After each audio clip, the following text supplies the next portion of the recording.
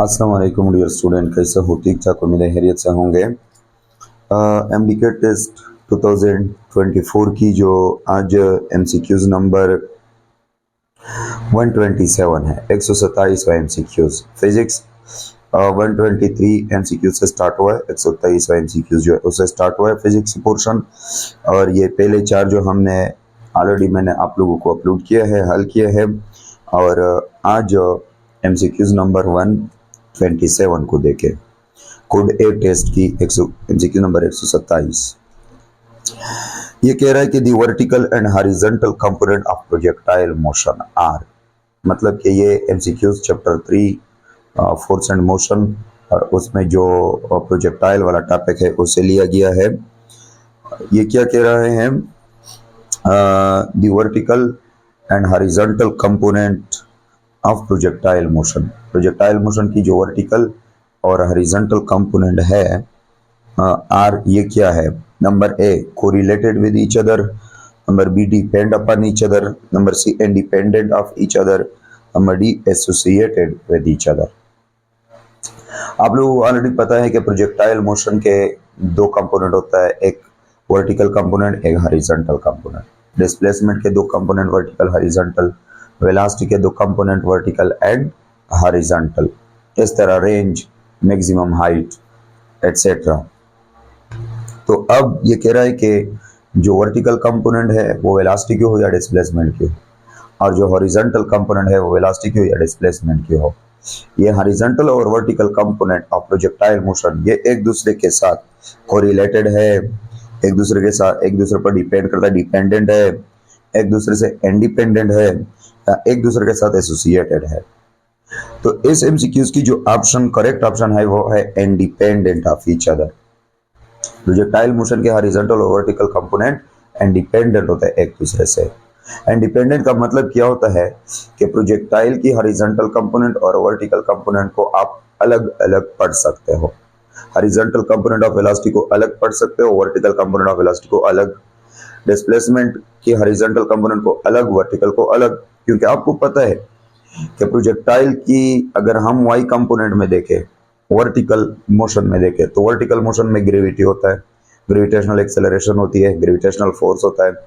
जबकि horizontal component में कोई ग्रेविटी नहीं होता, कोई ग्रेविटेशनल फोर्स नहीं होता, एक्सेलरेशन जीरो होती है हॉरिजॉन्टल कंपोनेंट में, वर्टिकल कंपोनेंट में एक्सेलरेशन जी के बराबर होती है। तो इस तरह वर्टिकल कंपोनेंट जो होता है वो वेलोसिटी की या डिस्प्लेसमेंट की वो वेरिएबल होता है, जबकि हॉरिजॉन्टल कंपोनेंट वो वेलोसिटी की कांस्टेंट होता है। तो इस तरह वर्टिकल कंपोनेंट और हॉरिजॉन्टल कंपोनेंट प्रोजेक्टाइल के जो होते हैं वो बिल्कुल एक दूसरे से अलग है। इनको हम सेपरेटली पढ़ सकते हैं, हॉरिजॉन्टल को अलग और वर्टिकल को अलग। तो इस तरह प्रोजेक्टाइल मोशन के हॉरिजॉन्टल और वर्टिकल कंपोनेंट ना तो कोरिलेटेड है एक दूसरे को, ना एक दूसरे के साथ एसोसिएटेड है, ना एक दूसरे पे डिपेंडेंट है, बल्कि एक दूसरे से बिल्कुल इंडिपेंडेंट है। तो option C is the correct option. 128 MCQs को देखे। A ball is kicked horizontally from the top of 10 meter high cliff with an initial speed of 15 meter per second. After 2 seconds, which of the following statement describe the ball horizontal and vertical component? ये कह रहा है कि हमारे पास एक ball है और इसको हमने हॉरिजॉन्टली थ्रोन किया, हॉरिजॉन्टली एक क्लिफ से, और वो कितना है? वो है 10 मीटर हाइट पे। तो 10 मीटर हाइट से हमने हॉरिजॉन्टली एक बॉल को थ्रोन किया है सीधा अलोंग एक्स एक्सिस 15 मीटर पर सेकंड के साथ। तो 2 सेकंड के बाद स्टेटमेंट दिए गए हैं, ऑप्शन दिए गए हैं, और कह रहा है कि 2 सेकंड के बाद कौन सा स्टेटमेंट, कौन सा ऑप्शन इस बॉल की मोशन को अच्छी तरह डिस्क्राइब कर रहा है।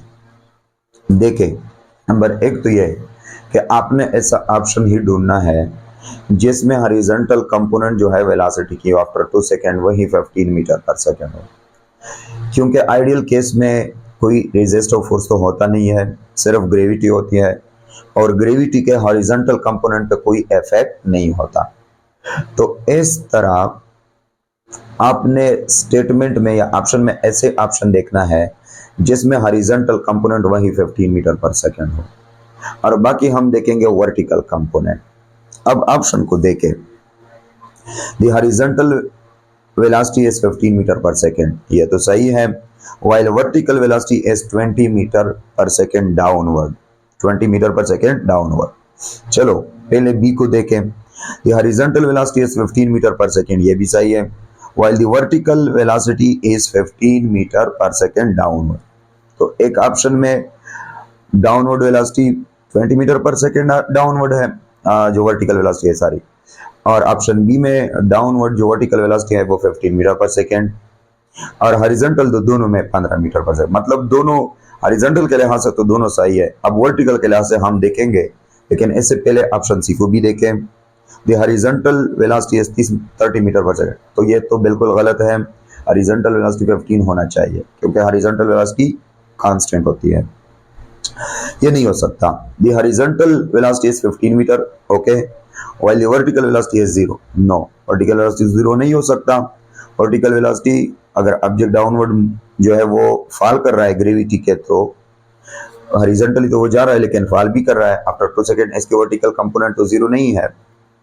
तो इस तरह डी और सी ऑप्शन तो नहीं हो सकते। अब ए और बी ऑप्शन, बी में 15 मीटर पर सेकेंड डाउनवर्ड लिखा है और ए में 20 मीटर पर सेकेंड डाउनवर्ड लिखा है। तो अब आपने वर्टिकल वेलोसिटी को फाइंड आउट कैसे करना है, तो simply V F is equal to V I plus G T, और V I vertically initial velocity जो है वो 0 है, तो वी आई को 0 कर ले।